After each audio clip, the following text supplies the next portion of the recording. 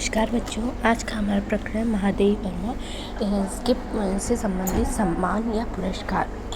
पिछली कक्षाओं में हमने महादेवी वर्मा के जीवन परिचय के बारे में पढ़ा, उनके काव्यों के बारे में, उनकी रचनाओं के बारे में पढ़ा और उन्होंने उनको रचनाओं में कौन कौन सी विशेषता थी यानी काव्यगत विशेषताओं आदि के बारे में पढ़ा। इन सारी चीज़ों के द्वारा हम लोगों ने जो अध्ययन किया उससे हमें ये स्पष्ट हुआ कि महादेवी वर्मा एक उच्च कोटि की कवयित्री थी। महादेवी वर्मा ने अपने जीवन काल में अनेक रचनाएं की और इन रचनाओं के कारण उन्हें समय समय पर अनेक पुरस्कारों से सम्मानित किया गया। महादेवी वर्मा ने केवल गद्य में ही नहीं पद्य में भी रचनाएं लिखी, अर्थात जितने श्रेष्ठ वो एक कवयित्री थी उतनी ही श्रेष्ठ श्रेणी की वो एक लेखिका भी थी। अर्थात उन्होंने अपनी रचनाओं में गद्य और पद्य दोनों पे समान रूप से प्रकाश डाला और समान रूप से लेखनी की और इन कार्य के लिए अनेक संस्थाओं द्वारा उन्हें अलग अलग समय पर अनेक पुरस्कार दिए गए।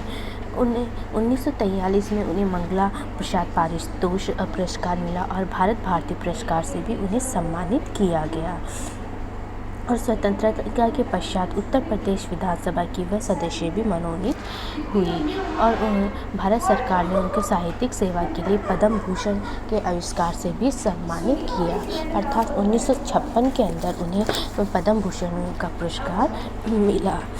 पद्म भूषण प्राप्त करने वाली हिंदी साहित्य में बहुत ही कम कवयित्री पाई जाती है। और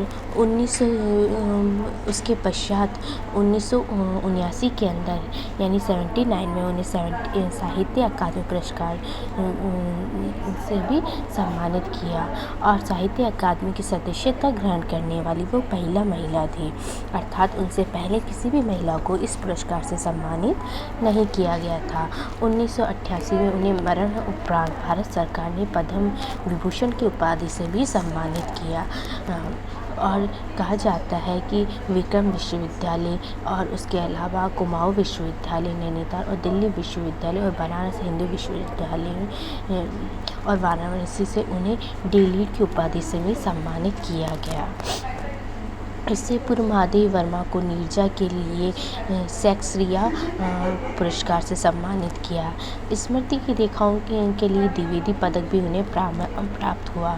यामा नामक काव्य संकलन के लिए उन्हें भारत का सर्वोच्च साहित्यिक सम्मान ज्ञानपीठ पुरस्कार दिया गया। इसके बारे में एक घटना मानी जाती है कि इन्हें यामा के लिए ज्ञानपीठ पुरस्कार से सम्मानित इंदिरा गांधी के द्वारा किया जा रहा था, लेकिन ये कहा जाता है कि इन्होंने वह पुरस्कार किसी लेने से मना कर दिया। वास्तविक कारण तो नहीं पता, लेकिन कुछ व्यक्तिगत कारणों से उन्होंने ये पुरस्कार लेने से मना कर दिया था। इन्हें भारत की 50 सबसे यशस्वी महिलाओं में भी शामिल किया गया।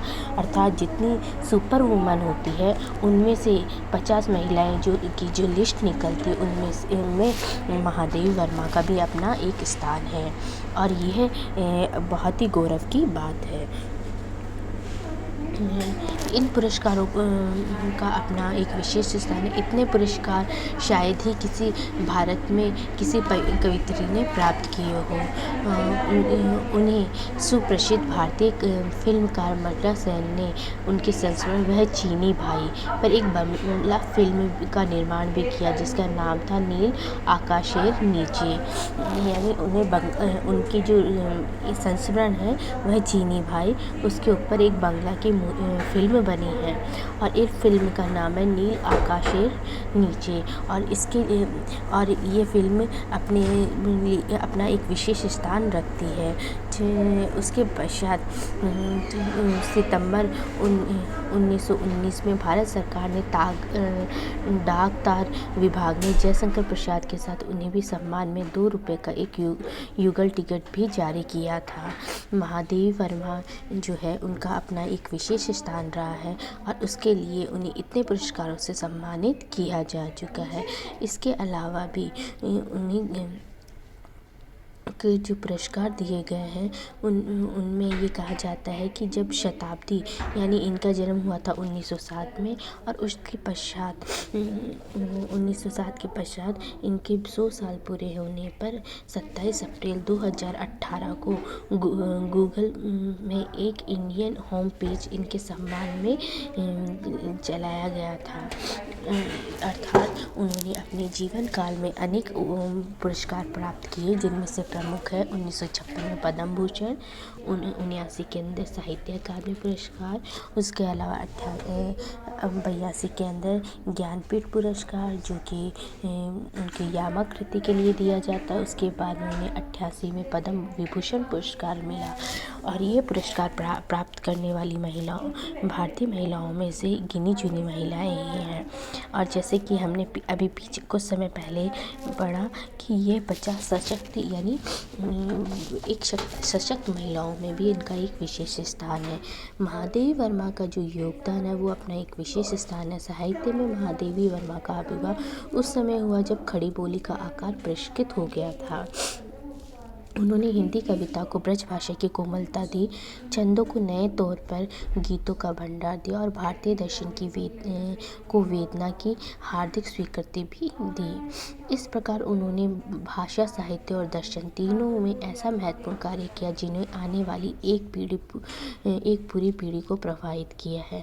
अर्थात उनकी भाषा में भाषा, साहित्य और दर्शन, जैसे कि छायावाद से संबंधित आ गया। मैंने आपको बताया था उनकी रचनाओं में कि छायावाद की ये विशेष कवित्री थी, और छायावाद को रहस्यवाद भी कहा जाता है।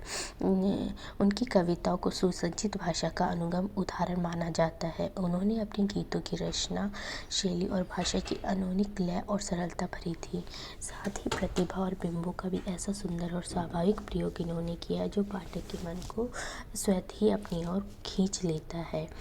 छायावाद काव्य को समृद्ध करने में इनका विशेष योगदान रहा है, और छायावादी काव्य में जहाँ प्रसाद ने प्रकृति तत्व और निराल का मुक्त छंद की अवधारणा दी, और पंत ने सुकोमल कला प्रदान की ये महाछायावाद के कलेवर में प्राण प्रतिष्ठा करने का गौरव महादेवी वर्मा को ही प्राप्त है। अर्थात मैंने आपको बताया था कि छायावाद में 4 स्तंभ थे, पंत, निराला और प्रसाद और महादेवी वर्मा, यानी सूर्यकांत त्रिपाठी निराला, जयशंकर प्रसाद और सुमित्रानंदन पंत और महादेवी वर्मा। तो इसके अंतर्गत ये जो छायावाद है, छायावाद में निराला के मुक्तक छंद की अवधारणा दी, प्रसाद ने प्रकृति तत्व को डाला, और सुमित्रानंदन पंत ने कोमल कला प्रदान की। वहीं इस मूर्ति में छायावादी जो मूर्ति उसमें प्राण प्रतिष्ठा करने का जो गौरव प्राप्त हुआ है वो महादेवी वर्मा को प्राप्त हुआ है। अर्थात जिस प्रकार मूर्ति कितनी ही सुंदर हो, जब तक उसमें प्राण प्रतिष्ठा नहीं होती उसका महत्व नहीं होता, वैसे ही इसका भी अपना एक विशेष महत्व है। भावात्मकता और अनुभूति की गहनता उनके काव्य में सर्वाधिक प्रमुख विशेषता है। अर्थात महादेवी वर्मा स्वयं एक साहित्य पाठिका थी, जिसके कारण उनके भावात्मक और अनुकूल की गहनता इसमें देखने को मिलती है। हृदय के सूक्ष्म अति सूक्ष्म भाव विलोरों को भी इन्होंने ऐसा सजीव और मूर्त अभिव्यक्ति दी है कि छायावादी कवियों में महादेवी का अपना एक विशेष स्थान बन गया है। वे हिंदी बोलने वालों और अपने भाषणों के लिए सम्मान के साथ याद की जाती है। उनके भाषण जन सामान्य के प्रति संवेदना और सच्चाइयों के प्रति दृढ़ता को परिपूर्ण किए हुए हैं। वे दिल्ली में आयोजित 3 विश्व हिंदू सम्मेलन का समापन समारोह में मुख्य अतिथि थी, और इस अवसर पर दिए गए उनके भाषण में उनके इस गुणों को देखा भी जा सकता है। अर्थात वो एक बहुत ही नीडर आप मान सकते हो कि नेतृत्व की शक्ति भी रखते थे। यद्यपि महादेवी वर्मा के जो